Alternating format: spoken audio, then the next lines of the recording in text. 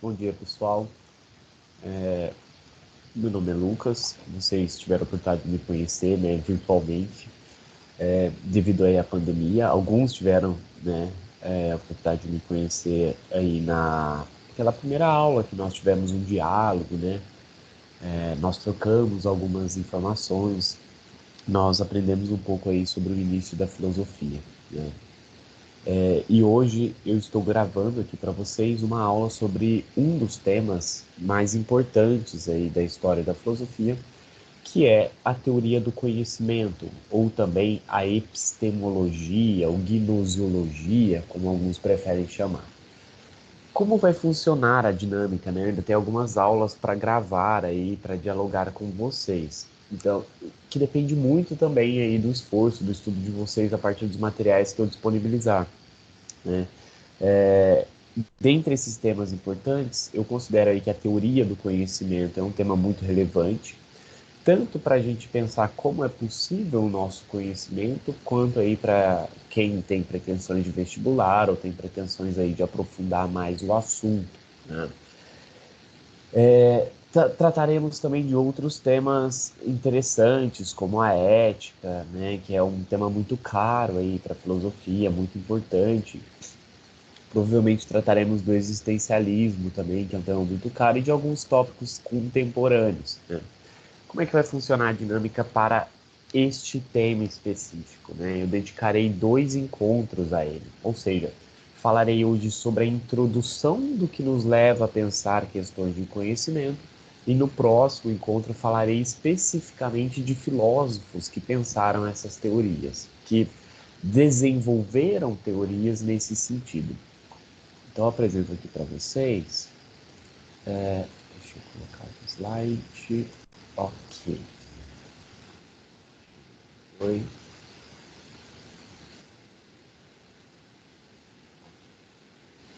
Então, nesse sentido, né, nós veremos aí como funciona o conhecimento na filosofia, né? Do que se trata essa área da filosofia, né, chamada aí de conhecimento, né? Ou o que nós podemos falar enquanto seres humanos que é conhecimento. Tenho aqui também meus dados, né? Nós temos o grupo no WhatsApp, mas tem aí outros dados caso vocês precisem me contatar, né? Basicamente, como nós vimos na aula anterior, claro, aí para fazer um plano inicial, né, para fazer uma retomada, nós vimos que a filosofia, a grande sacada da filosofia é tentar olhar para a realidade, tentar explicar a realidade a partir de uma noção racional, a partir de uma concepção racional de mundo. Ou seja, nada mais do que eu tentar argumentar, né? E a filosofia vem para se contrapor a tentativas de respostas anteriores que eram baseadas em mitos, né?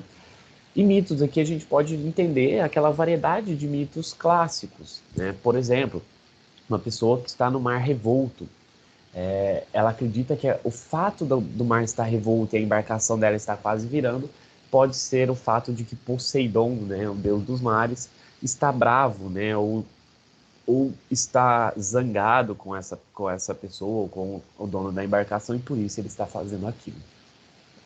Então, os mitos, eles buscavam entender e explicar a realidade, porém não necessariamente do ponto de vista racional. Se dependia aí de vários critérios, nós veremos alguns também. Mas a filosofia surge nesse contexto, né? Nós sabemos que ela surge mais ou menos ali no século VI a.C., com os primeiros pensadores que tentam olhar para toda a natureza, para toda a realidade e tentar dar uma resposta para essa realidade. Falar, olha, existe uma realidade que é múltipla, ou seja, existem pedras, existem árvores, existem pessoas, existem animais, existe uma multiplicidade de coisas na natureza. O que de fato explica essa multiplicidade? Ou o que une essas coisas, né? Qual é o elemento unificador de todas as coisas na natureza? Basicamente, quando os primeiros filósofos se perguntam isso, eles estão buscando o que nós chamamos de arqué, né? Ou seja, nós estamos buscando o elemento primordial unificador de todas as coisas na natureza. Alguns vão dizer que é a água, outros vão dizer que é o fogo, outros vão dizer que são os 4 elementos, né? Vai se ter aí várias teorias sobre isso. Mas o que é importante que essa, né, é uma primeira tentativa racional de explicação do mundo. Por isso nós chamamos o pensamento filosófico inicial de um pensamento científico, lógico, né? Ele depende daquela categoria que nós vimos, né, na primeira aula, que é o logos, né? Ou seja, logos aqui poderia ser traduzido para o português de várias formas, né? Poderia significar razão, que é uma das formas mais traduzíveis, estudo, debate, palavra. Ele tem aí uma variedade de significados. Mas quando, por exemplo, nós falamos que nós vamos estudar uma ciência, vamos pensar a biologia, né? Esse logia, ele advém do logos, ou seja, é o estudo, né, da natureza, dos seres vivos na natureza, da fisiologia, né, e etc. É sempre um estudo científico e racional quando nós vemos esse termo. Então a filosofia ela vem para isso, ela vem para trazer esse conhecimento que em sua base é um conhecimento científico, né? É um pouco diferente da definição que nós temos de ciência hoje em dia, mas ele tem essa carga racional. É para isso que surge a filosofia, para tentar explicar o mundo de uma forma racional, a partir de argumentos, né? A partir de uma estrutura racional formada. E isso se torna muito complexo, muitas vezes muito abstrato, né? Muitas vezes é difícil de nós entendermos, e outras vezes é um pouco mais fácil, né? Como nós veremos aí na próxima aula, né? Há filósofos mais tranquilos aí para serem digeridos, digamos assim, e filósofos um pouco mais complexos. Então, quando nós pensamos filosofia desse ponto de vista, né, como essa busca, né, por uma resposta racional, e não só aquela mera definição etimológica de que é um amor ao saber, de que é uma amante da sabedoria, né, ignorando um pouco só essa definição etimológica, porque isso não define necessariamente o que é filosofia, e sim a própria atividade de filosofar, que essa também é uma questão filosófica, né? Se nós fôssemos nos perguntar em uma aula, né, se for possível, o que é filosofia, essa também é uma questão filosófica. Porque vários filósofos vão discordar, né, sobre qual é a tarefa da filosofia. Filósofos clássicos, né, como nós vimos, vão pensar, olha, a tarefa da filosofia é buscar a verdade. Filósofos contemporâneos vão dizer, a filosofia tem uma tarefa prática, ela precisa dialogar com o mundo, dialogar com as ciências. Então, vai se haver aí diferentes concepções que a pura etimologia da palavra filo e sofia não dá conta, não abarca, né? Então, quando nós falamos de conhecimento, nós estamos pressupondo toda uma estrutura, toda uma inteligência humana que advém de muito tempo, né? Como surgem as primeiras noções de inteligência e de conhecimento humano? Bom, para fins práticos, né? Primeiro nós temos aí o desenvolvimento de competências, de habilidades e saberes operacionais. Quando lá nos primórdios, né, os nossos ancestrais, digamos assim, descobrem que quando eles afiam uma pedra, essa pedra corta mais fácil, eles vão utilizar isso como uma espécie de ferramenta, né, para caçar animais. Então se tem aí digamos, um estalo, um insight racional, né? Se percebe que ali tem uma estrutura que pode ser trabalhada na natureza e se desenvolve essa habilidade. Por exemplo, se pode criar agora machados, né? Pode-se criar a ponta de lança, né? Ou pode a própria lança, com graveto, afiando o graveto, né? Descobre-se a possibilidade do fogo. Então, racionalmente, a inteligência humana ela vai surgir como um elemento prático, basicamente. Primeiro, para se desenvolver aí, então, técnicas, ou seja, aquilo que vai facilitar a sobrevivência do ser humano na natureza, pensando que o ser humano é um animal razoavelmente frágil, comparado aí com outras criaturas, né? Se a gente for pensar aí os leões, tigres, cobras, aranhas, qualquer animal, escorpião, por mais pequeno que seja, talvez o ser humano seja muito frágil nesse sentido, né? Em termos de autopreservação, de sobrevivência no meio natural. Então, vai se desenvolvendo técnicas que são elementos práticos necessários para, para se fazer aí, né, para se desenvolver um saber de sobrevivência, né? Pensem, por exemplo, tem um neurocientista que ele coloca uma questão interessante sobre isso, né? O Michael Shermer, que ele vai ter um texto bem famoso falando sobre por que nós, enquanto pessoas, acreditamos em coisas estranhas, né? Coisas sobrenaturais, por que nós acreditamos, por exemplo, na religião ou em vários deuses, por que quando a gente vai à noite, né, buscar um copo de água no escuro e a gente ouve um barulho e a gente fica com medo, por que esse tipo de coisa acontece? E ele vai falar que, supondo que nós estivéssemos, né, há milhares de anos atrás, no meio de uma floresta, e nós ouvíssemos um barulho na relva, né, ali na folhagem, ali, né, nas plantas, o que nós faríamos? Nós suporíamos que existe ali sei lá, um tigre, ou que aquilo foi o vento que produziu. E ele vai falar que nós vamos desenvolvendo uma inteligência no sentido de pensar coisas que são falsos positivos. Ou seja, eu não vou pagar para ver se foi o vento. A primeira coisa que eu vou fazer é dar no pé, eu vou sair correndo, né? Ou seja, eu vou acreditar por um dispositivo natural do ser humano, por uma inteligência natural, de que aquilo ali pode ser uma fera, né? Ou um animal selvagem que vai fazer uma ação predatória. Então, os falsos positivos são elementos importantes também, né, nessa perspectiva de uma inteligência humana que nós vamos desenvolvendo. Do ponto de vista biológico, nós podemos ver aí vários documentários que vão tentar explicar, né, por que nós temos aversão à aranha, né, por que nós temos nojo de barata. Vai ter aí essa noção de que algumas coisas ficam contidas aí no nosso inconsciente, né, enquanto espécie, né?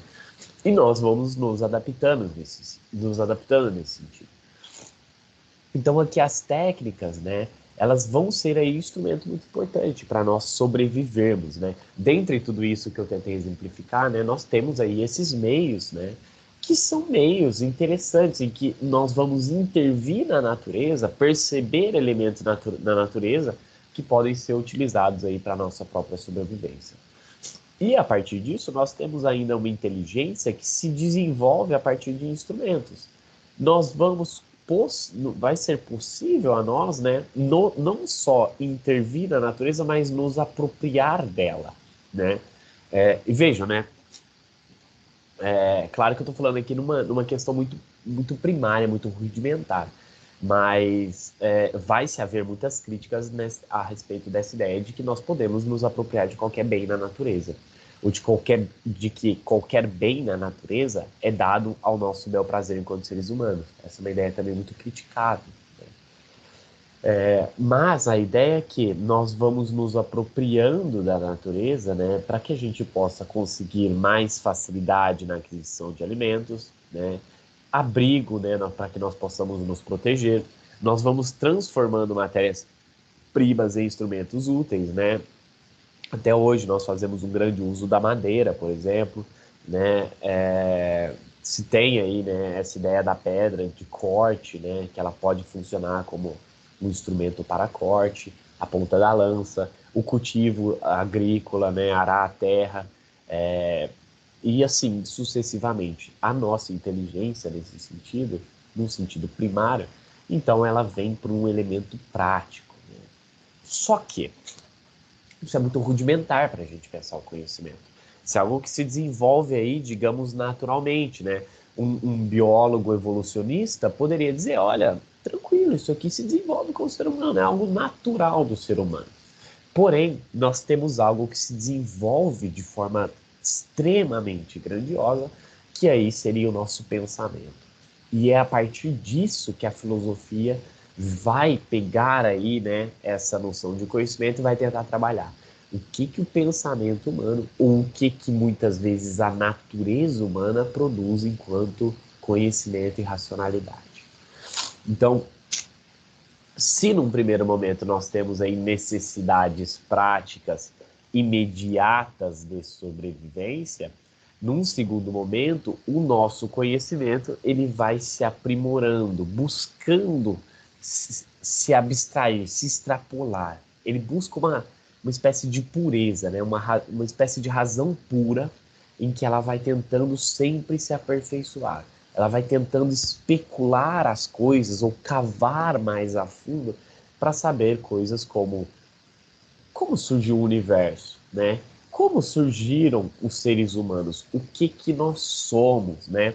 E aí eu ponho aqui, né, uma imagem do Paul Gauguin, né, para ilustrar exatamente isso, né, de 897, século XIX, né?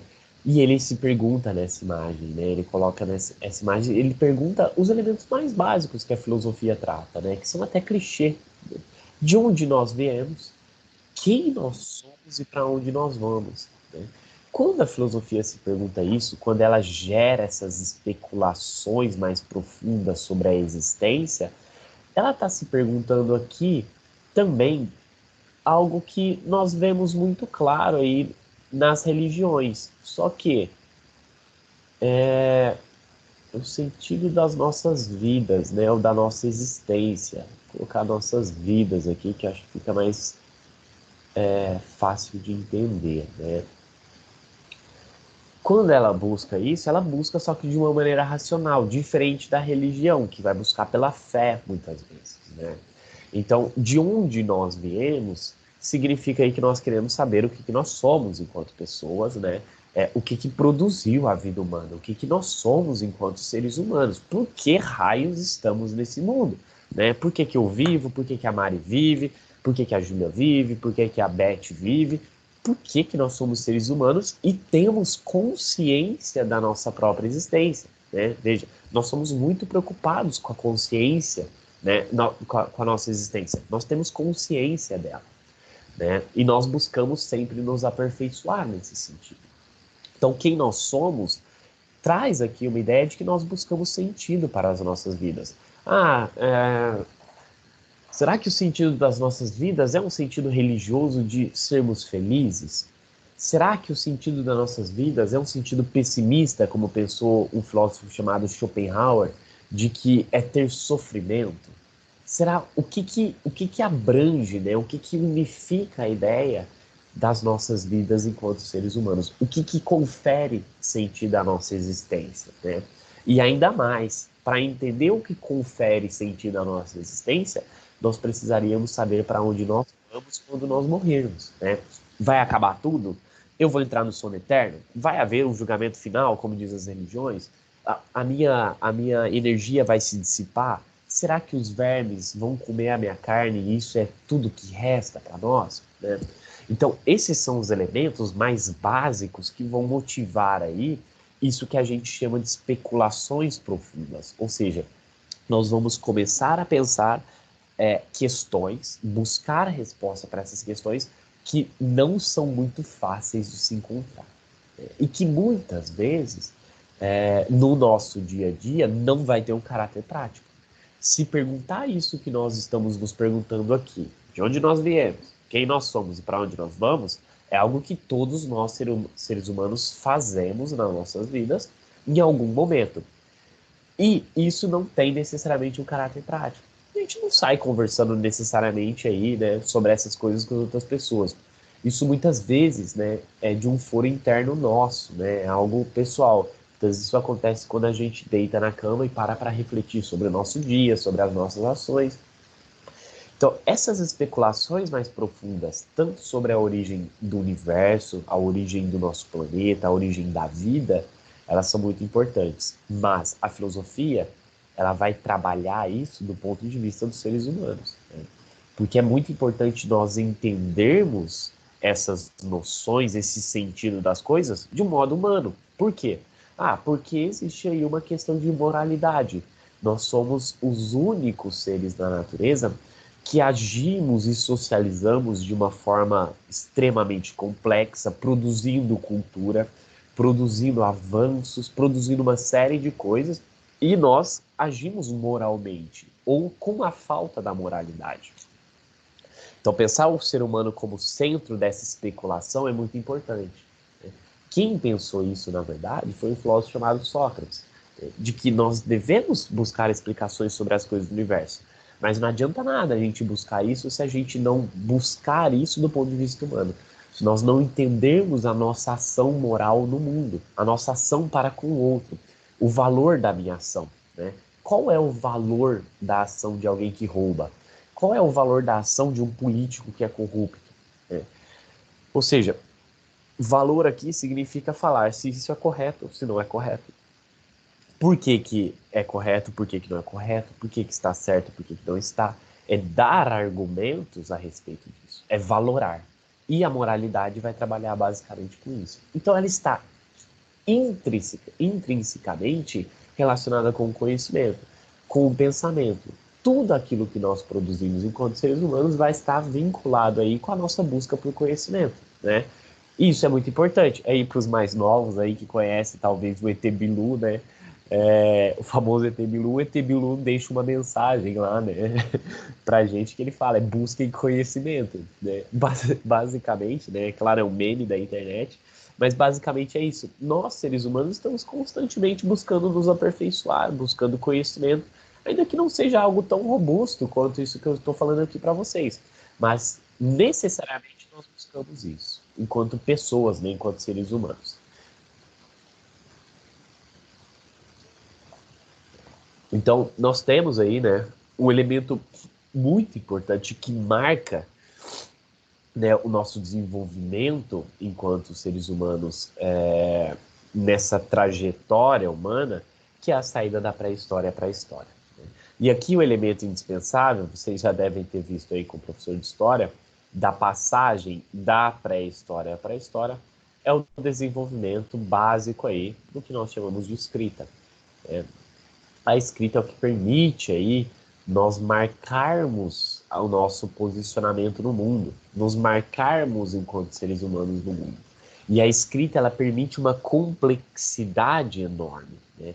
Não só a escrita, mas na filosofia eu ousaria dizer um pouco mais, que seria a palavra, né? A importância da palavra no início da filosofia, por volta do século VIII ao século VI, V antes de Cristo, ela é fundamental. Ela é fundamental porque ela muda toda uma estrutura política da Grécia Antiga, ela muda o modo de se comportar enquanto sociedade, ela muda a possibilidade de estruturação da sociedade, né, daquela cidade-estado.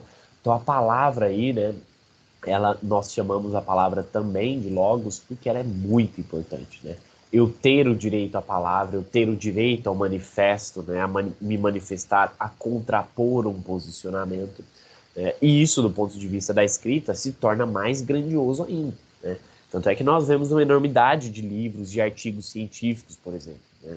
Então, se eu quero contrapor, pensem aí do ponto de vista da academia, né? Da faculdade. Se eu quero contrapor a tese de alguém, eu acho que aquela tese está equivocada, eu vou escrever um artigo mostrando, né, argumentos razoáveis, né, ou argumentando razoavelmente para mostrar que aquela pessoa está equivocada. Então a escrita se torna um elemento indispensável na nossa vida, assim como a palavra, né? A palavra aqui está mais associada a uma questão política, a uma questão de surgimento da democracia, de um espaço público para debate, né? A palavra surge aí na necessidade, né? Quando eu falo palavra, eu falo o direito a ter a palavra, né? Eu tô falando que nós, seres humanos, começamos a balbuciar coisas, mas quando eu tenho direito social e político a ter a palavra, a me manifestar, isso proporciona aí, né, o advento da democracia. Ainda que com muitos problemas, infelizmente não veremos isso hoje, né? Ainda assim é um dos melhores elementos aí de concepções políticas, né? Mas, para marcar essa questão do conhecimento, nós temos aí esse divisor de águas, né? Que é a saída da pré-história para a história, que talvez vocês já devam ter visto aí com os professores de história, como ocorre, né? De uma forma muito mais apropriada. Mas por que eu estou falando disso, né? Porque a escrita vai ser importante para os filósofos, o desenvolvimento da matemática vai ser importante para os filósofos, essa noção da palavra enquanto logos, enquanto razão, vai ser extremamente fundamental. Principalmente para a gente superar isso aqui. Superar o mito e passar, né, a ter aí uma estrutura racional, a pensar as coisas do ponto de vista racional, como a característica propriamente humana, né?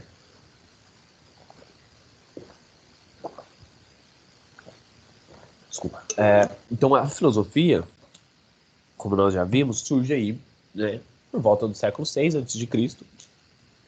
E ela vai ter, ela vai estar num contexto em que envolve muito desenvolvimento desses povos, né? Os povos clássicos, digamos assim, tanto os orientais quanto os ocidentais, estão aí se aprimorando, né? Então, esses diferentes povos do período clássico, da antiguidade, né? Nós podemos pensar os assírios, os babilônicos, né? Que são aí o povo responsável pelo advento da matemática, os chineses, os indianos, os egípcios, os persas e os hebreus, todos eles buscaram aí a sua própria visão sobre a natureza e o modo como explicar esses fenômenos ou os processos naturais, né? Ou o modo como eles ocorrem, né? Por que que, por que, que algumas vezes as embarcações afundam? Por que que quando a gente, sei lá, quando a gente está correndo muito, a gente cansa. Por que as coisas acontecem como as coisas acontecem? Isso parece bobo, né? Porque isso é muito óbvio no nosso dia a dia, né? A coisa acontece naturalmente para nós, né? Mas não é tão bobo assim, né? Quando a gente busca a causa mais primária das coisas, né? Quando a gente tenta investigar mais a fundo, como é o que a filosofia se propõe, nós vemos que as coisas são difíceis, né? E aqui eu posso dar um exemplo para vocês do Santo Agostinho, né? Um filósofo medieval que ele está discutindo ali nas suas confissões, né? Que é o texto que ele está conversando com Deus, né? Que é um período em que na filosofia se aceita a religião, né? Mas enfim, ele está ali pensando o que é o tempo, né? Ele está se indagando o que é o tempo, né? Será que o tempo é dado pelo meu relógio, né? Será que o tempo pode ser medido assim? O que é o tempo, né? O que de fato explica o que é o tempo? E aí o Augustinho se vê chegando na conclusão de que eu sei o que é o tempo, né? O problema é quando alguém me pergunta isso, né? Pensem em vocês, né? Vocês sabem o que é o tempo para vocês. Vocês sabem como organizar a vida de vocês. Vocês sabem entender o que aconteceu no passado, né? Sabem entender que coisas futuras são possíveis de serem projetadas. Vocês sabem que agora vocês estão nesse presente momento vendo essa aula. Vocês sabem mais ou menos o que é o tempo. Mas se eu pergunto para vocês, me definam o que é o tempo, isso se torna uma tarefa muito difícil. E é isso que Agostinho está pensando, né? Então, quando nós buscamos conhecer algo, como, por exemplo, conhecer o que é o tempo, nós buscamos na filosofia definições, né? Nós não aceitamos um certo achismo, né?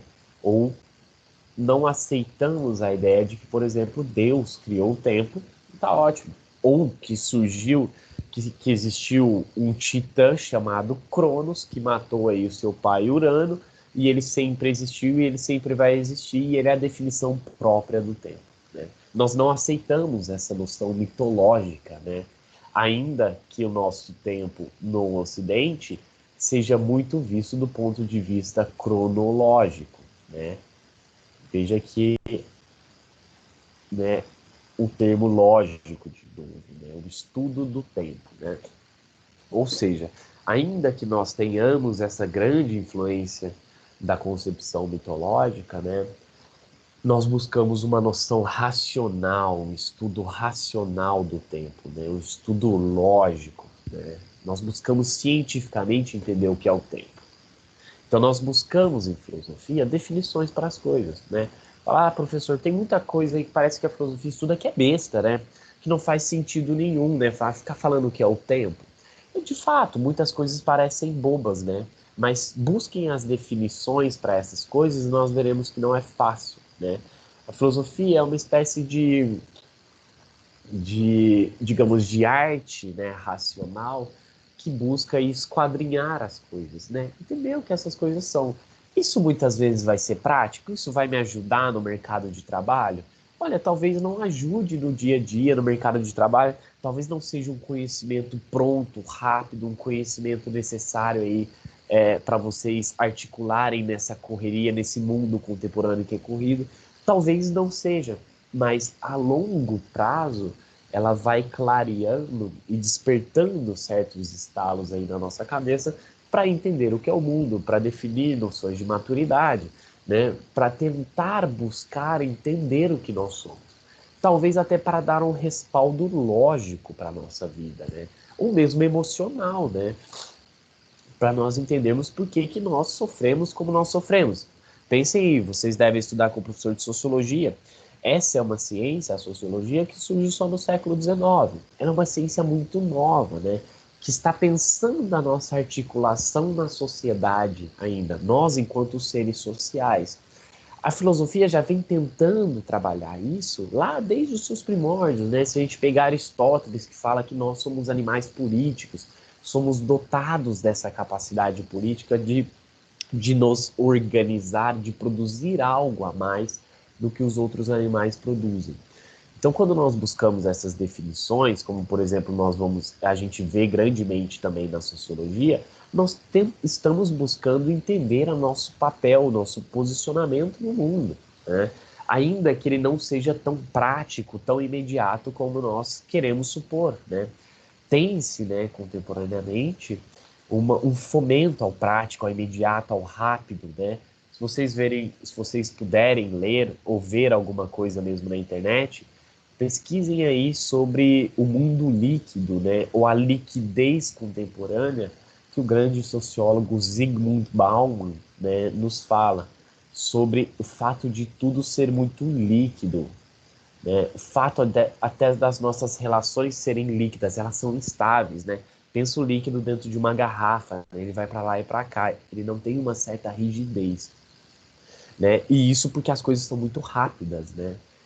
Quem é mais velho sabe disso, né? Quem aí viveu nos anos 80, 90 e vê como houve o desenvolvimento da tecnologia agora, né, no início aqui do século XXI, nós sabemos que as coisas mudam muito rápido e a gente tem que ir se adaptando, né? Talvez a filosofia contribua para pensar essas definições, né, para pensar essas mudanças, assim como uma ciência contemporânea, como a sociologia, vai também pensar, né? Mas enfim, né? Isso para ilustrar que o quão é importante nós buscarmos pela razão entender a realidade, né? E não deixar que grandes mitos aí façam, né, essa explicação. Então, nós temos que, com os gregos, né, apesar disso aqui não ser pacífico, né, na filosofia, mas nós temos aí que com os gregos, eles buscam na sua própria cultura, no seu desenvolvimento social, político, totalmente estrutural, comercial, artístico, de todas as formas, de tudo aquilo que compõe a sociedade grega antiga, eles começam a fazer ciência. Ou seja, eles começam aí a desenvolver esse pensamento que nós chamamos de filosófico científico. Depois eu posso disponibilizar esse livro para vocês, né, que é o livro do Marcondes, é um professor do Rio de Janeiro, que vai fazer aí uma iniciação à história da filosofia, e que é bastante importante, né? Então vai ter bons tópicos aí pelos quais a gente pode se identificar. Então nós temos, né, anteriormente à filosofia, aquilo que a gente chama de mito, né? Ou o surgimento dessa noção de mitos aqui.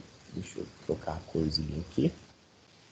Que é um tipo de discurso ficcional, imaginário, que também busca explicar a natureza, mas que ele depende de uma aceitação das pessoas. O mito só ocorre por aceitação, né? E ele busca, de alguma forma, explicar a realidade. Não vai se ter aí dos mitos uma identificação de um autor específico. Normalmente o mito é algo que vai surgindo e vai acontecendo na realidade, a gente não sabe muito bem da onde surgiu, da onde veio, quem foi aí o autor, né? Nós sabemos que o mito, nesse sentido, o pensamento mítico, ele tem aí a necessidade de ser aceito, né? De ser aderido, né? Por isso aí, quando hoje em dia chamam um político de mito, né? Talvez seja aí, né?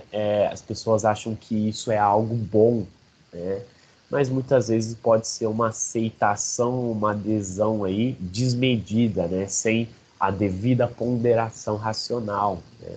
Porque o mito também vai trazer essa carga.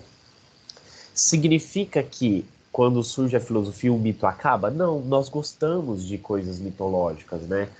Nós assistimos séries, nós assistimos filmes, elas nos fazem pensar, né? Nós gostamos de uma certa forma do mito. Porém, um mito, ele não é bom para explicar a realidade mesma, né? Por quê? Porque ele não recorre à própria realidade para explicá-la, né? Como a filosofia sugere. Ele vai recorrer normalmente a concepções que são sobrenaturais, né? Ou seja, que está para além do natural, coisas que são misteriosas, coisas que envolvem questões sagradas e muitas vezes magia. Então, assim, o mito ele é complicado nesse sentido. Ele é muito legal, né, do ponto de vista social, para trazer uma reflexão, para pensar alguma coisa, mas não para explicar a realidade. Né? Nós temos aqui os principais formas de mito antigo, para quem é mais preocupado com vestibular ou com nomenclatura, as cosmogonias e as teogonias, né? Cosmo aqui significa universo, ordem, organização, harmonia, né? E as gonias aqui, né, significa nascimento ou origem. E teogonias aqui, tudo carrega tel, tem aí, né, um radical que se refere a Deus, né? Ou seja, aquilo que seria talvez explicado pela força divina, né? Que Deus teria criado o mundo e ele que gere esse mundo, né? Então os mitos têm essa carga, né, metafísica, digamos assim, sobrenatural, né? Que busca fora da realidade elementos para tentar explicar a realidade. Então, o mito deixa de ser aí uma explicação razoável sobre o mundo, né, ao ponto que vai surgindo a necessidade de refletir filosoficamente, racional, logicamente, né, sobre a existência, do ponto de vista de argumentos e justificativas que são dadas para explicar a realidade. Ou seja, para quem aí também está preocupado com terminologias, funda-se o início da filosofia no que nós chamamos de cosmologia. Olha aqui o termo de novo, logos aqui aparecendo, né? Logia, estudo racional de algo, estudo racional do mundo, da harmonia, né? Ou da organização, como nós vemos. Cosmo pode ser entendido como mundo aqui, né? Ou até mesmo como universo, né? Num sentido clássico. Então a filosofia ela se concentra primeiramente nessa tentativa de explicar a natureza. Então, para vincular ao nosso tema o que é o conhecimento, basicamente a filosofia no seu início está buscando o conhecimento da realidade a partir dos elementos próprios da realidade. Tales de Mileto, lá um cara distraído, se pergunta, a realidade é composta de muitas coisas, né, como eu disse, mas o que vai unificar a realidade? E aí o que o Tales de Mileto vai falar, tive uma ideia, acho que tem algum elemento que unifica, né, a água. Por que a água? Porque qualquer elemento vivo depende de água na sua composição. Qualquer elemento, né, que se pretenda orgânico na natureza precisa ter minimamente uma composição de água, mínima. E ele fala, bom, então o elemento unificador é a água, ok. Tem um certo conhecimento da realidade. É primário? É muito inicial? Sim, sim, de fato, não negamos isso. Mas já é um passo muito maior do que simplesmente falar que as pessoas, os animais, qualquer composição orgânica na natureza possui algum elemento de água, porque o deus das águas, talvez o Poseidon, né, tenha nos colocado, né, essa capacidade, né, ou tenha nos colocado alguma composição de água. Ou que em algum tipo de fabricação humana, digamos assim, né, nós tenhamos que ter essa água misturada aí com outro elemento. Pensem, por exemplo, né, tem um orixá africano, né, de matriz afro-brasileira, inclusive, a orixá, depois pesquisem que é bem divertido de vocês saberem isso, também é questão mitológica, mas vai fazer sentido aqui. Uma orixá, uma divindade aí que é trabalhada no candomblé, chamada Nanã. A Nanã, ela tenta, o mito da Nanã, de tentativa de explicação de surgimento dos seres humanos, né? Então, quando, se eu não me engano, é Oxalá que vai criar os seres humanos, eu não me recordo agora, ele busca vários elementos para tentar criar os seres humanos, né? Então vai buscar no vento, nos sopros, nas coisas, e ele não consegue achar nenhum elemento para a criação do ser humano que seja razoável, né? Então se busca no fundo do mar, por intermédio dessa orixá da Nanã, né, o barro, né? Então ela vai esculpir bonequinhos de barro, ou seja, de terra com água, e o Oxalá, o Lorum, qualquer outra divindade criadora vai dar um sopro de vida para esses bonequinhos, né? É assim que se explica, por exemplo, no candomblé o surgimento dos seres humanos. Depois, se vocês tiverem curiosidade, né, eu posso disponibilizar esse mito para vocês, que é bem divertido de ler, né? Ele é intuitivo e ele nos diz algo a mais, né? Ele nos diz aí que, de alguma forma, para o ser humano ter composição de água no seu corpo, né, isso se mantém claro porque se misturou o barro, né, se misturou a terra com a água para fazer o barro, para dar composição. Ele nos diz isso, né? Então, do ponto de vista mitológico, poderia ser uma tentativa de explicar aí como nós, seres humanos, surgimos, porque que nós temos água na nossa Constituição, né? Que é bem mais maluco do que a explicação do Tales de Mileto. E também se tem aí, né, que é muito parecido com o mito cristão também, né, de criação do ser humano. Enfim, os mitos vão buscar dessa forma. A filosofia com a cosmologia não vai aceitar isso, né? O Tales de Mileto vai falar, não vem com esse papo, né, se ele pudesse falar hoje, não vem com esse papo de nanã aí, não, que isso não cola. Aqui é a razão. Eu preciso olhar racionalmente para as coisas, eu preciso observar, eu preciso ver, eu preciso entender o seu funcionamento. Eu não preciso viajar na maionese falando que isso aconteceu dessa forma, né? Sem querer criticar nenhuma religião aqui específica, né? Mas dando o exemplo de que toda religião tem um mito de criação, por exemplo. Isso faz parte do ser da religião, né? Ela não se pretende ser científica na sua base. Diferente da filosofia, né, com seu surgimento cosmológico, que pretende aqui uma estrutura científica lógica para as coisas. Então nós temos a ideia que se inaugura aí com a cosmologia de um naturalismo, né? Ou seja, eu olho para os processos, os fenômenos naturais para tentar explicá-los, né? Como eu percebo que tudo tem composição de água, eu suponho que a água é um elemento muito importante na nossa existência. Não estava errado de toda forma o Tales de Mileto, né?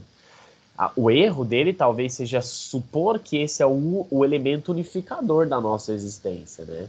Que o Aristóteles vai falar isso. Esse é o erro, né? Existe algo a mais para além disso, né? E principalmente quando nós tratamos de nós, seres humanos, né? Mas ele não está de todo errado, né? Ele está tentando buscar nos elementos físicos algo que antes era explicado religiosamente, né? Que era dado por uma estrutura estranha, né? Por uma estrutura que é alheia à nossa realidade, que ela extrapola os limites da nossa realidade. Nesse sentido, ele inaugura o naturalismo aí, né? A busca por exame dos elementos físicos ou da physis, né? As relações de causa e efeito, né? Pela relação básica que nós vemos na realidade. Olha, toda causa, né, gera uma consequência, um efeito. Por exemplo, vamos supor aí que a Beth, né, diga aí toda vez que o braço dela dói que vai chover, né? Isso é uma concepção que nós vemos no dia a dia, né? Ah, eu quebrei o meu braço, né? Então toda vez que faz frio ou que vai chover eu sinto aquela dor, né? Algumas vezes chove, algumas vezes não, né? É meio mitológico. Mas nós sabemos que a causa para as chuvas, né, a ideia da evaporação da água, né? Vai se formar ali o campo de nuvens, né? E Quando se formam essas nuvens, o tempo fica nublado, nós supomos, essa é uma causa que vai gerar um efeito, ou seja, o efeito de chover, né? Nós sabemos, então, que toda vez que chove, né, o tempo esteve nublado, mas nem sempre que o tempo está nublado vai chover, né? Então, nós começamos a avaliar quais causas levam necessariamente a efeitos, como funcionam os processos, né, ou os fenômenos naturais, para a gente ter um conhecimento aqui da realidade. Vejam, olha tudo que eu falei nesse tempo, né? Eu devo estar falando aí já uns 50 minutos. Imagina, né, há 40 minutos, imagina como isso parece evidente para nós no dia a dia, né? Mas não é tão evidente assim, né? Então, isso é muito importante, né, de nós sabermos. Se não parece tão importante agora, gradativamente vai se mostrando, né? E a filosofia ainda vai surgir, ainda vai falar algo a mais, né? Olha, não é só isso, não adianta eu ter um pensamento racional, científico, pensar no mundo de ponto de vista natural, se eu não tiver esse elemento aqui. A filosofia vai trabalhar com isso aqui fortemente. Dificilmente tu vai ver um filósofo que não é extremamente cético quanto às coisas, extremamente crítico. Dificilmente tu vai ver, não vai ver um filósofo com essas qualidades. Porque uma característica fundamental do pensamento filosófico é não aceitar o dogmatismo que está presente aí nas religiões, por exemplo, né? A filosofia, ela busca argumentos racionais, verdade e justificação, e ela busca isso a partir da crítica. Nós temos o grande ápice dessa ideia com Sócrates. Um cara que talvez se a gente encontrasse na rua seria um cara insuportável, né? Por quê? Nossa, professor Sócrates insuportável? Sim, porque é o cara que não concorda com nada que a gente diz, né? É um cara que está sempre nos contestando, usando aquela ironia, buscando algo a mais.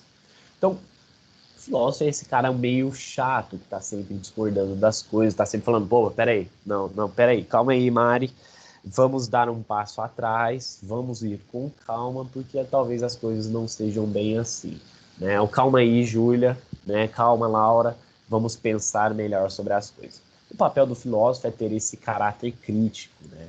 Dogmático, tá? Antidogmático, né? Caráter crítico em oposição ao dogmático.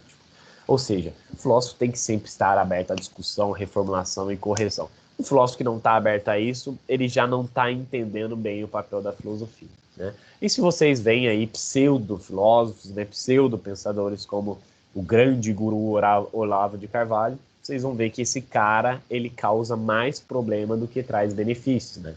Então, portanto, não percam muito tempo em aprender noções filosóficas com, por exemplo, com um guru, né? Mas sim em tentar entender por si mesmos, né? Nem aqui mesmo comigo, né? Eu posso explicar um monte de coisas aqui, falar um monte de coisas, vocês podem discordar, né? O importante é que vocês tenham uma base, né? Vocês têm uma base, olha, agora eu já sei isso. Ah, a Beth, né? Beth, olha, eu já sei que o conhecimento na filosofia ele funciona dessa forma.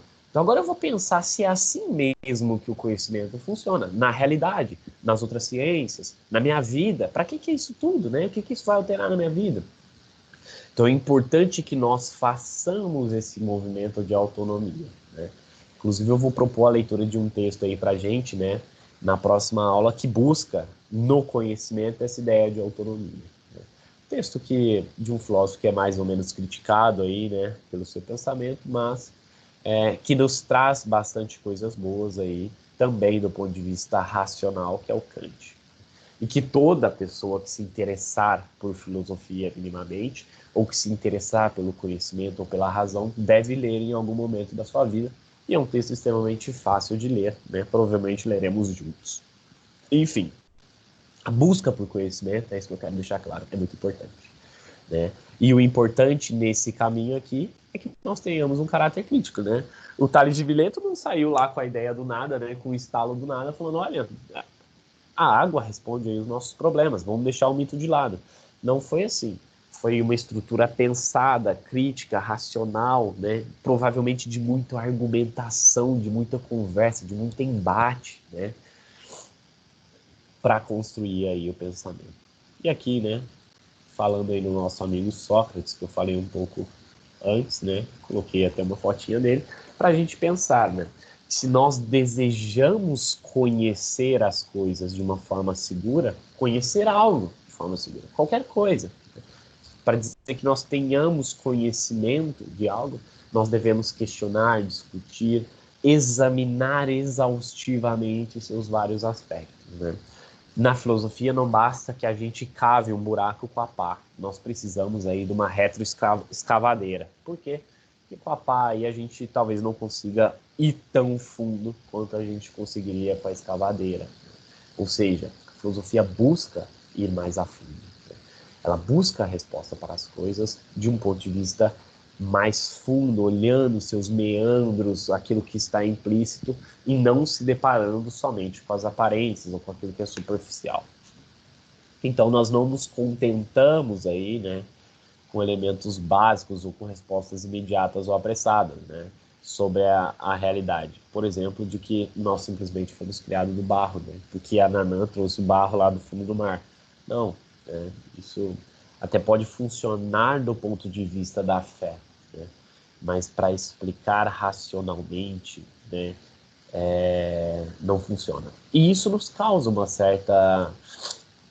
um certo espanto, né? Porque nós até podemos acreditar nisso, mas aquela pulga atrás da orelha sempre fica, pô, mas como, né? Que estranho.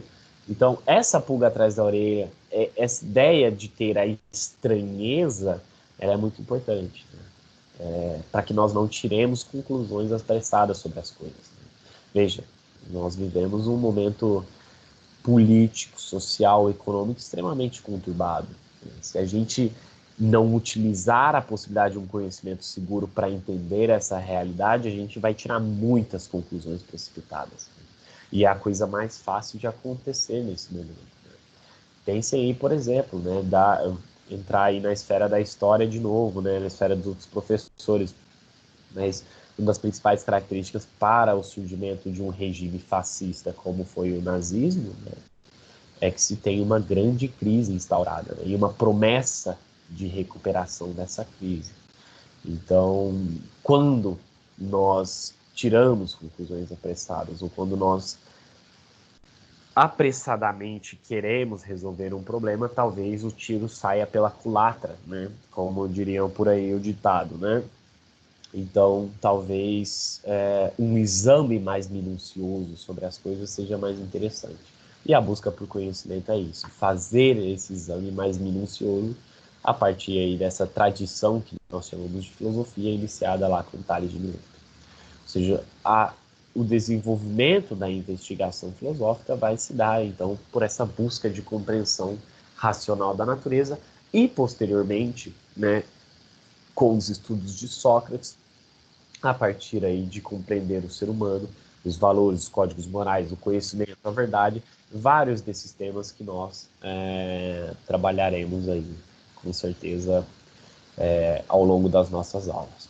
Então, Platão e Aristóteles, né, são muito importantes para pensar isso do ponto de vista do conhecimento, que eles vão falar justamente... Opa, tá estranho aqui, né, cara? Eles vão falar justamente que isso vai surgir aqui da admiração e do espanto, né?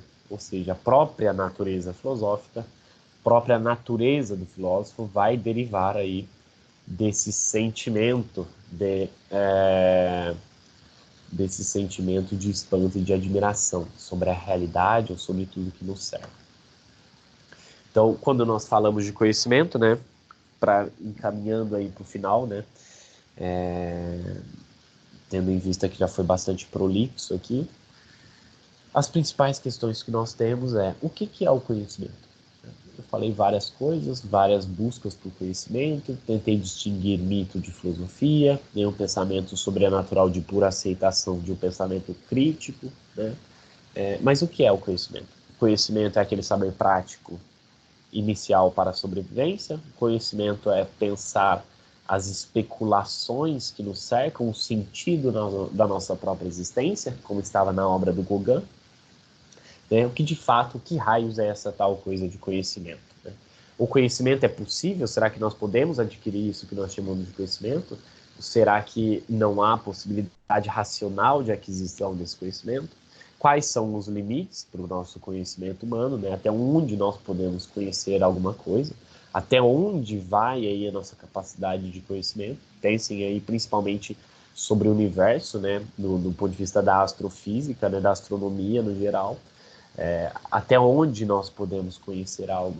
Hoje em dia, por exemplo, nós temos uma ideia de universo, né, chamada universo observável, né? Ou seja, nós falamos sobre o conhecimento daquele universo que nós conseguimos de alguma forma observar. Então, o limite do nosso conhecimento do universo é esse? Talvez, né? Talvez nós possamos expandi-lo, né? Um conhecimento sobre o que é moralmente mais correto a ser feito, sobre o que é mais adequado se fazer na política, sobre o que é a verdade, né? Até onde é o limite do nosso conhecimento. E talvez uma das principais questões aí sobre o conhecimento, que é quais as fontes desse conhecimento. Nós trabalharemos isso, né, na próxima aula. Eu falarei rapidamente sobre isso, porque basicamente existem duas fontes para isso, né, mas os pormenores disso ainda virão, que aí é um pouco mais técnico, né? Mas enfim, quando nós dizemos que nós queremos conhecer algo, ou que nós podemos conhecer algo, nós temos uma relação essencial de conhecimento. Que relação é essa? Bom, de um lado tem que ter um sujeito, né, um sujeito que nós chamamos de sujeito cognoscente, ou seja, né, é um nome bonito, né, para falar que nós é um sujeito que pode conhecer, né, uma pessoa que pode conhecer alguma coisa. Quando ela se relaciona com um objeto que pode ser conhecido, nós temos aí os elementos necessários para dizer que se tem uma relação de conhecimento. O sujeito é independente do objeto e a sua relação com o objeto produz conhecimento.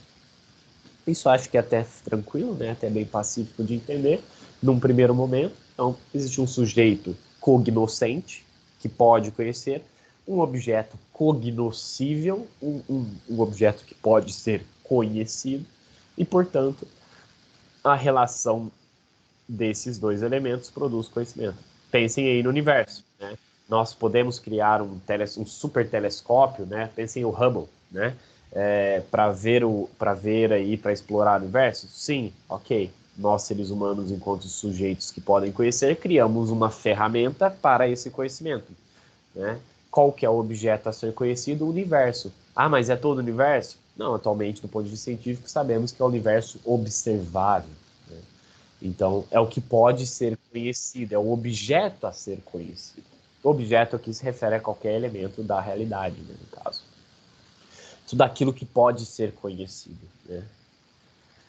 Por isso, né, nós temos uma característica básica do que forma conhecimento, que é a crença. E aqui a gente pisa em ovos. Por quê? Porque a crença, ela é elemento indispensável para o conhecimento, mas ela também pode ser elemento indispensável para a fé. Então nós temos que tomar cuidado com esse elemento. Toda a nossa vida é baseada por crenças, né? Isso aqui é um passo importante, principalmente aí para quem pretende vestibular, né, ou para quem pretende entender os meandros do que é o conhecimento. Todo conhecimento se dá pela formação de crenças. O que são crenças? Uma definição boa de crenças é essa do Paul Moser, né, que diz que crenças são estados mentais que contêm informações. São estados de um tipo especial. Nossa, Lucas, calma aí que bugou aqui. Não, beleza, vamos com calma, né? Elas são estados mentais, elas estão, né, na nossa mente de alguma forma, na nossa consciência, e elas contêm informações. Por exemplo, a crença de que hoje o dia está ensolarado. Que informação que contém essa minha crença? Olha, quando eu olho para a janela, eu vejo que está refletindo o sol, né? O que ela está carregando enquanto informação é um conteúdo que possibilita conhecer o mundo. Ou seja, o que possibilita, né, falar que ela é de um tipo especial. Por quê? Porque toda crença, ela busca representar o mundo. Ou seja, a nossa representação do mundo se dá a partir das informações das nossas crenças. Como que funciona a crença? Assim, eu vou tentar ser o mais didático possível. Assim. Então, se vocês me perdoem se eu não conseguir, né? E depois vocês me perguntem, inclusive. Pensem, né, quando eu estou falando com vocês aqui, já essa 1 hora, que vários pensamentos passam pela cabeça de vocês. Muitos pensamentos estão passando pela cabeça de vocês. Pode ser de vários tipos, né? Não, infinitos, milhares de pensamentos estão passando. Dentre eles pode ser, putz, essa aula chata do Lucas, 1 hora aí falando, pô, esse cara não se manca, né? Não se cansa. Ou, pô, que interessante saber um pouco sobre filosofia, algo que é pouco explorado aí, conhecimento, né? Que interessante, né? Então, muitos pensamentos desses estão passando pela cabeça de vocês, né? Preciso fazer isso, preciso fazer aquilo, estou entediado. Muita coisa está passando aí. Quando eu falo, vários gatilhos vão disparando, né? Ou, pelo fato de eu estar falando tanto aqui, outros gatilhos vão disparando. Basicamente, a nossa composição mental é formada por pensamentos.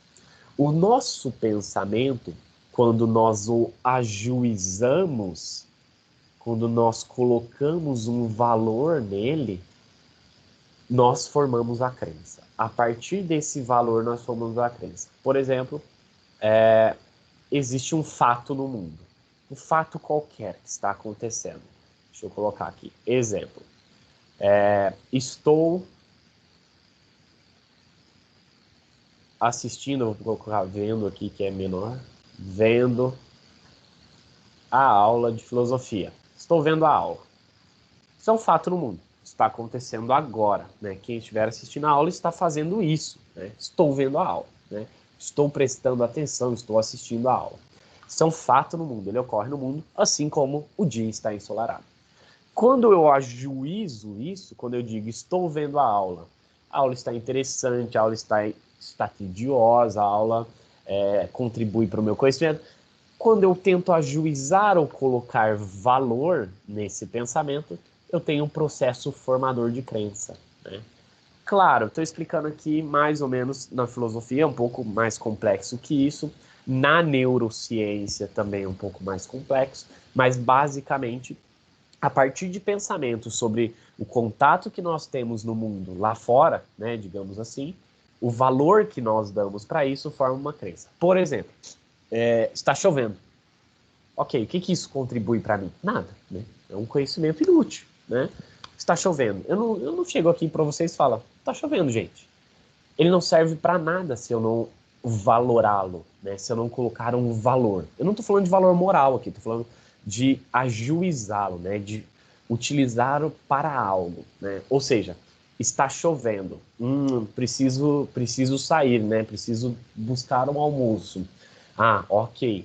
Se está chovendo e eu preciso buscar almoço, então eu estabeleço uma relação de valor, eu devo levar um guarda-chuva. Né? Se eu tiver um carro, devo sair de carro. Se eu tiver uma moto, devo sair com uma capa de chuva. Né? Ou seja, um fato no mundo não nos interessa simplesmente por um fato no mundo. Né? O que nos interessa é o que nós podemos fazer com essa informação. Né? Ou seja, a crença tem que conter informações. Ela tem que ter um valor, carregar um valor para representar o mundo. Olha, eu sei, eu não gosto de me molhar quando eu vou para o trabalho, né? Então eu vou representar o mundo dessa forma. Está chovendo? Então eu preciso de um guarda-chuva, poxa, né? Ou nem vou sair de casa, né? Vou ficar aqui tranquilinho. Né? Agora na pandemia, mas a gente fica em casa, né?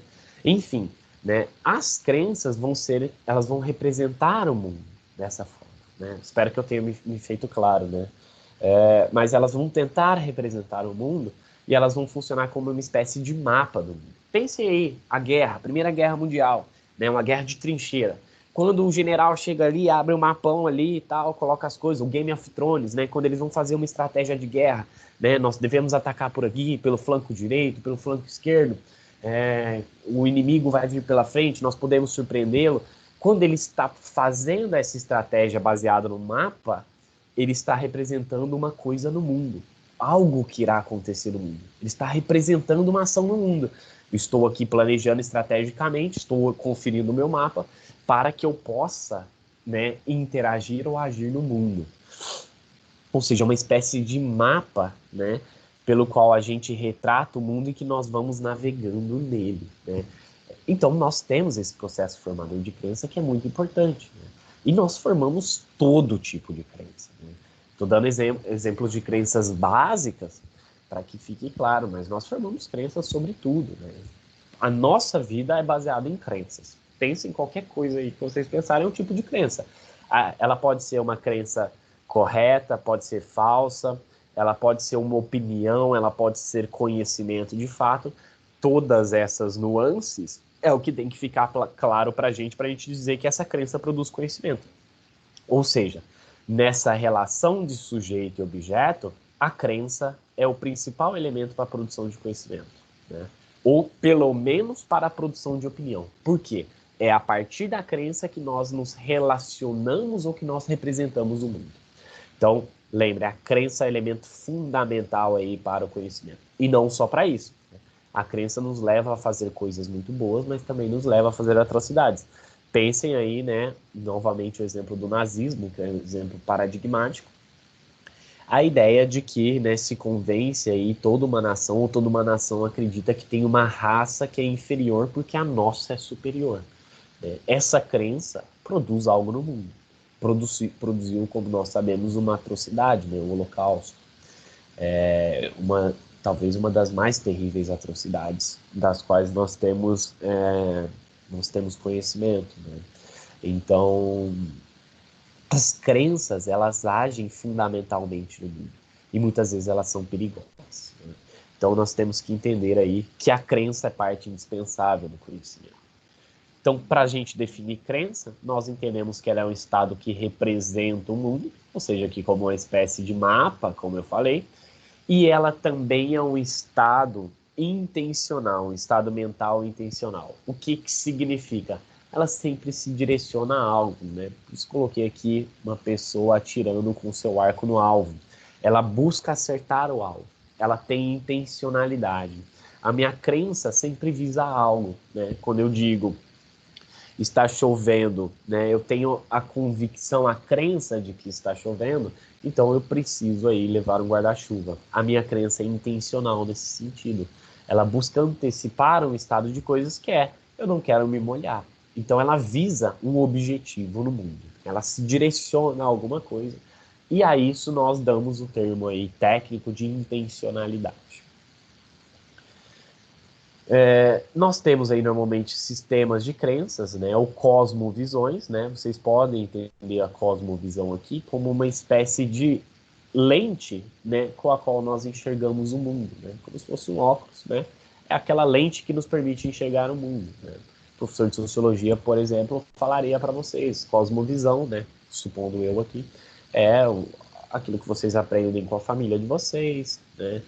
Que vocês aprendem pela cultura, vocês aprendem pelos estudos de vocês aprendem, né?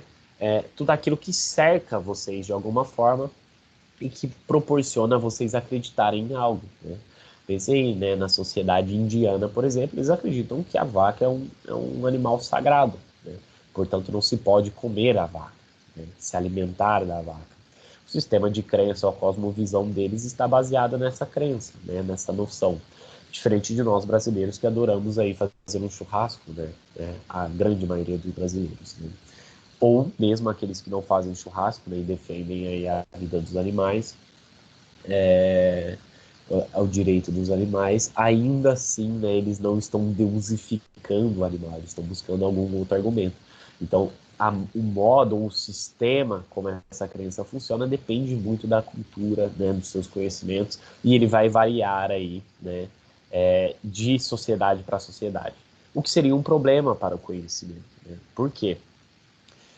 A nossa definição clássica de conhecimento é uma definição dada pelo Platão e que funciona até hoje. Hoje em dia ela tem alguns adendos, né? Ela tem aí alguns elementos a mais, mas basicamente ela ainda funciona dessa forma. Qual é a forma do conhecimento? Eu preciso ter uma crença, essa crença tem que ser verdadeira e ela deve ser justificada. Eu só tenho conhecimento quando eu tenho esses três elementos, né? Se eu tiver só uma crença, aquilo pode ser uma opinião. Ela não pode ser nada mais do que aí uma crença qualquer. Se ela não é verdadeira, né, portanto, ela é falsa, né, obviamente. Como é que eu vou saber se ela é falsa ou não, ou se aquilo é uma opinião? Eu tenho que buscar justificar. E justificar é dar razões. Então eu tenho que ter uma crença que, para ser verdadeira, depende da justificação. Como vocês podem perceber, esse aqui é o elemento maravilhoso aqui, né, do conhecimento. Sem a justificação, nós não temos conhecimento, né? Como é que eu posso falar que Deus existe se eu não tenho uma justificação para isso? Como é que eu posso falar que todos os políticos são corruptos se eu não tenho uma justificação para isso?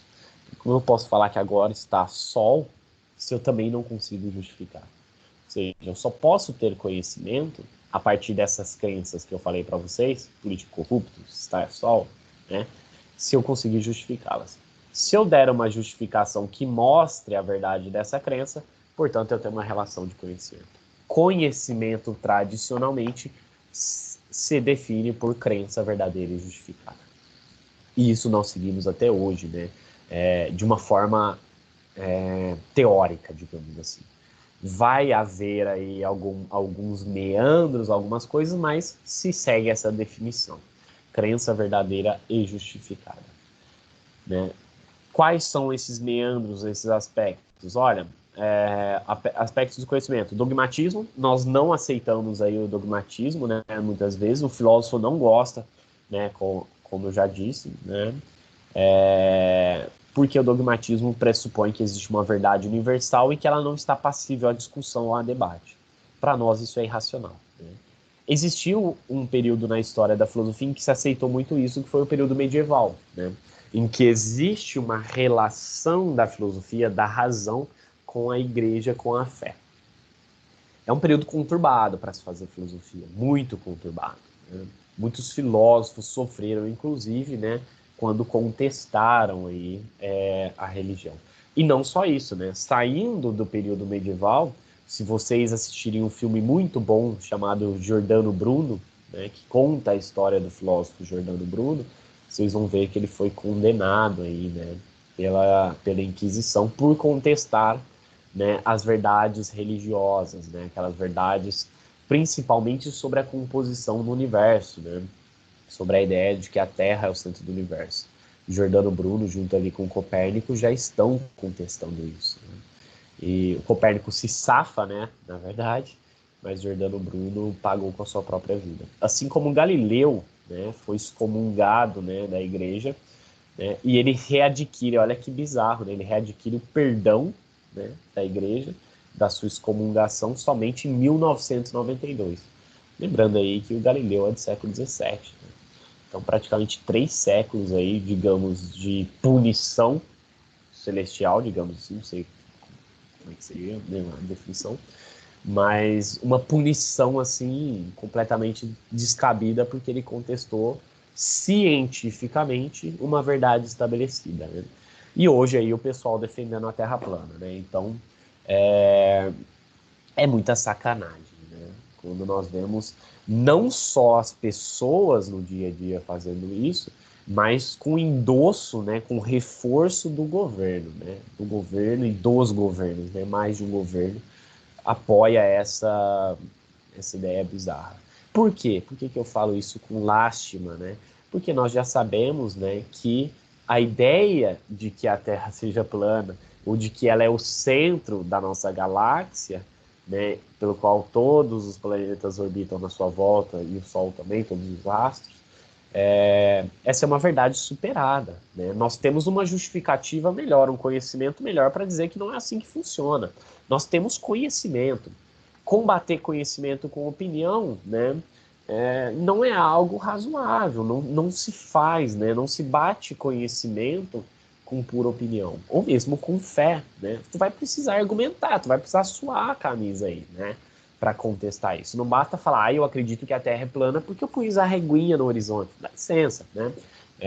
Até pode-se ter aí essa pretensão de cientificizar aí, né, essa ideia da Terra plana, mas é muito precário, né? Sabendo até, né, que se tinha indícios da Terra ser redonda, né, antes de Cristo, né?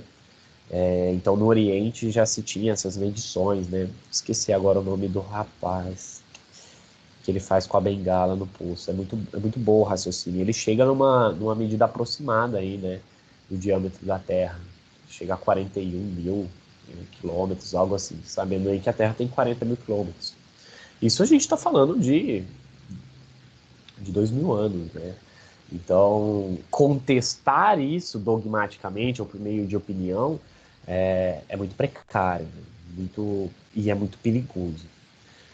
Enfim, o ceticismo, né, é algo que é muito importante para a filosofia, porque ele nega o conhecimento ou a possibilidade de conhecimento, o que faz com que o filósofo sue a camisa mesmo e busque aí falar, não, o conhecimento é possível, então vamos tentar aí superar o ceticismo.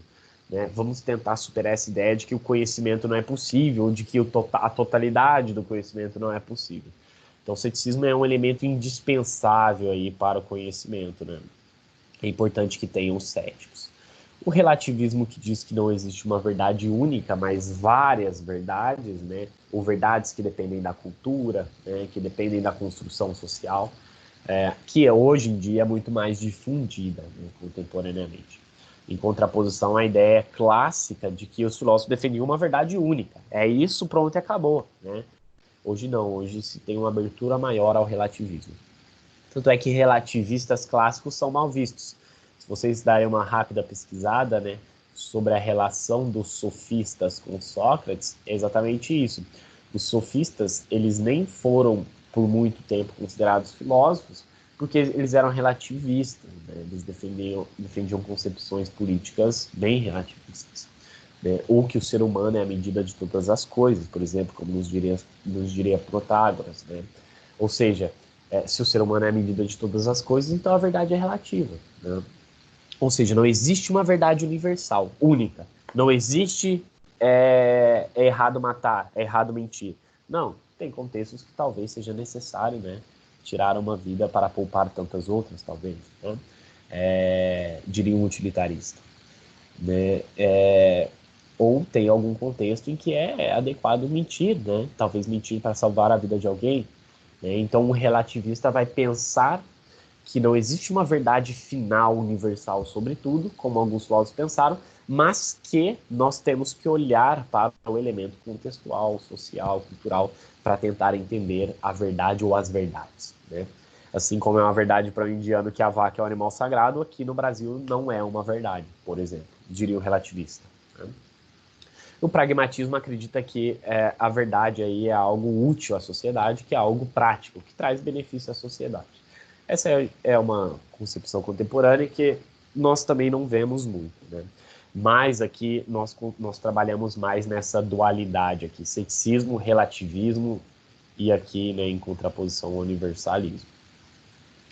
Nós temos, então, já prometo que estou finalizando, né, uma ideia de que surge o conhecimento da realidade a partir de duas noções. Uma com Heráclito, que eu deixo aqui para vocês lerem depois, né, que é a ideia de que tudo está em constante alteração e mudança na natureza. Né? A partir dos meus dados do sentido eu percebo isso. Né? Ou seja, eu não posso me banhar duas vezes no mesmo rio, porque o rio já não é mais o mesmo, o fluxo de água já levou aquelas águas embora, são novas águas, e eu também não sou mais o mesmo. Né? Já tenho novas concepções, sei lá, já troquei de pele, algumas células morreram, outras foram criadas, eu já não sou mais o mesmo também. Então, Heráclito diria que a partir da nossa experiência com a realidade, nós percebemos uma coisa que não muda na realidade, uma coisa que é eterna, presente na realidade, que é a ideia de que ela sempre está em constante movimento. Né? Ou seja, para ele tudo passa, né? Tudo é movimento, tudo é um fluxo universal, um fluxo constante. A realidade é plural, né? E ela é composta dessa mudança. E como que nós percebemos essa mudança? Pelos dados do sentido, basicamente. Em contraposição a esse pensamento, nós temos o pensamento do Parmênides, que é também um filósofo clássico, né? Antes de Sócrates, os dois são pré-socráticos, mais ou menos século V ali, né? Século 6, 5 antes de Cristo.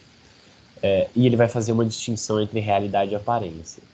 Então, o Parmênides é o primeiro a pensar o ser como elemento central aí, né?